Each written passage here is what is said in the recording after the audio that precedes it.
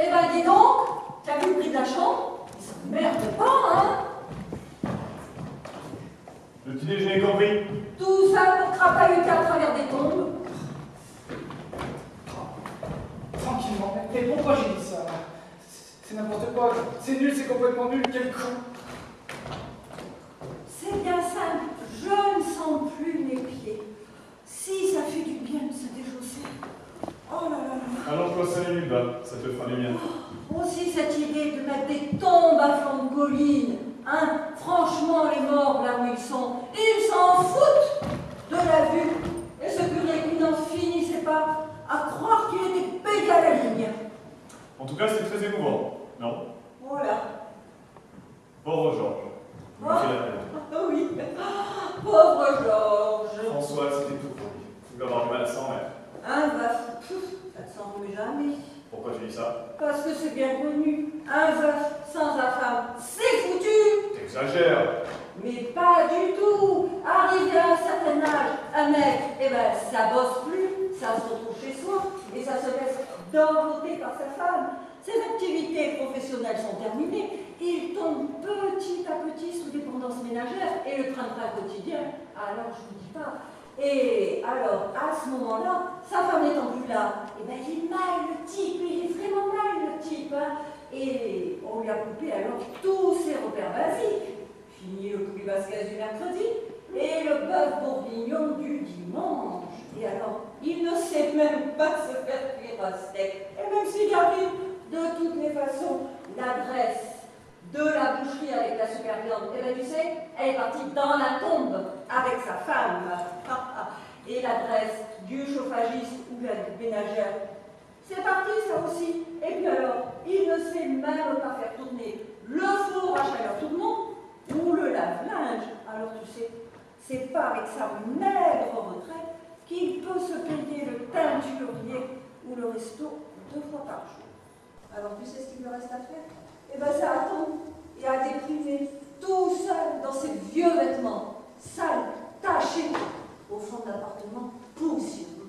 Ah, mais t'es fort toi pour monter moral après l'enterrement. Mais lucide, Maurice, lucide. Une veuve, ça accuse le coup, mais ça retombe toujours sur ses pattes. Bon, son quotidien, il n'y a qu'une chose qui change, c'est qu'elle n'a plus qu'à s'occuper d'elle. Et ça, c'est merveilleux, alors que les mecs m'agachent.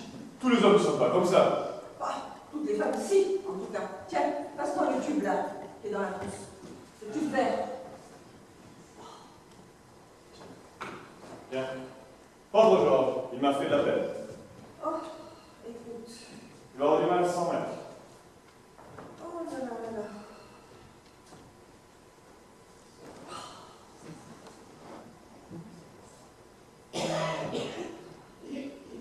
Je le connais, là il est sous choc, mais il se ressaisira pendant. Écoute, moi je ne veux pas être pessimiste, mais à coup sûr, on est bon pour un aller-retour dans quelque temps. Qu'est-ce que tu veux insinuer? Bah écoute, tu te souviens de tante Clarisse? Ma tante Clarisse. Pas Clarisse. Oui, eh ben tante Clarisse, quand elle est morte, Claude Claudré, il n'a pas survécu à un an. Mais ça n'a rien à voir enfin, vous avez été malade. C'est d'aller plus vite, c'est tout. Jeanne. Oh! Oh! Au prix du billet de train, je pense que de toutes les façons, on est bon pour un aller-retour. La famille, ça va finir par nous coûter bien cher, tu sais. On n'est pas encore là. Oh! Ça vient plus vite que tu ne le penses. Oh! Pavé.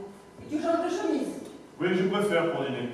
Celle-ci fait trop d'œil. Je préfère mettre la blanche. Pavé, pavé. Oh!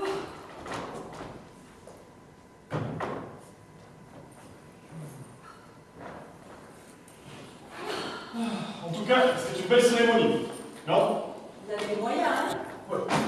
N'empêche, elle a été gâtée, Françoise. Elle était bien fleurée.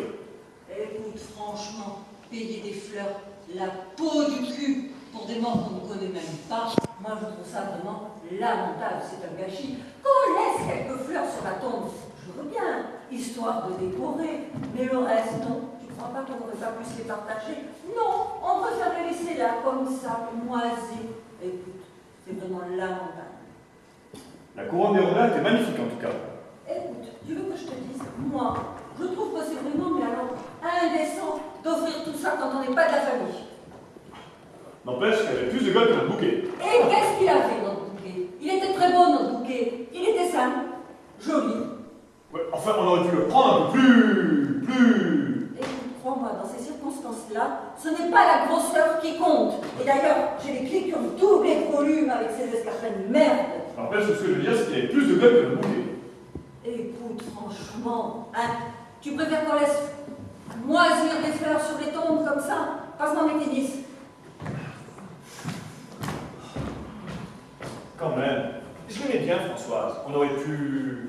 Et dis-moi, la Françoise de son vivant, qu'est-ce qu'elle nous a offert? Hein? Rien, c'est bien ce que je te disais.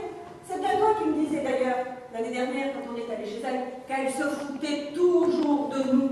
Jamais les petits plats dans les grands.